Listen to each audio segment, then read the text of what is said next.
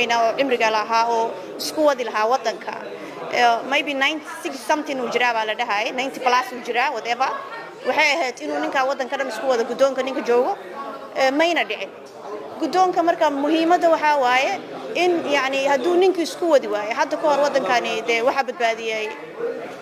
General Daoud Saamaqle taariikhda kula socdo haddana General Daoud yar baa joogo waxa laga yaabaa inuu wadanka Ilaahay badbaadiyo oo badbaado u helo hadii ay damcaan inay xoog ku isticmaalaan ay damcaan inay hoolalka xoog ku galaan ma shaqeynayso waxaan ku weydiiyay xildhibaanadii gabi ahaan inta ku wareysanay dhamaantood waxay carabka ku dhufanayeen waxa la baal maray sharcigii 17 September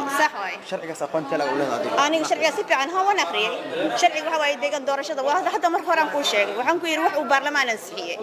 ومدحوينا صحيحة وده يعني لو وضع قنصين هاي أيجا قعنتوا ذكو قرتين أحمد مدوة هذا مدحوينا شبلا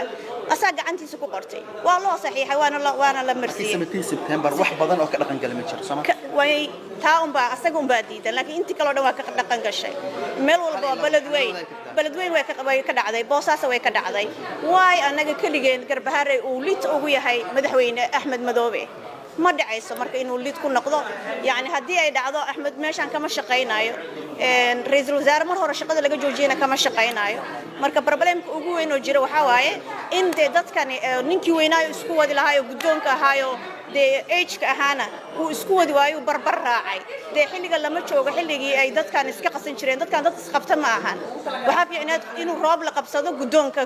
ninka gudoomiyaha oo hadda oo ku meel gaarka ah way qabsan waayay ninkii haduu cibriga ku jiray adeerkana uu ahaa family-na u xigay oo gudoonka maanta Soomaaliya oo dhan uu yahay gudoomiye uu yahay hadii uu dhici weys inuu roob la qabsado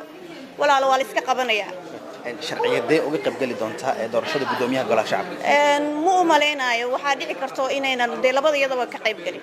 labadayadu inay ka qayb galin baa ay dhici karto haday dhacdana waxa la dhahaa mid dastuuriga ma dhici karto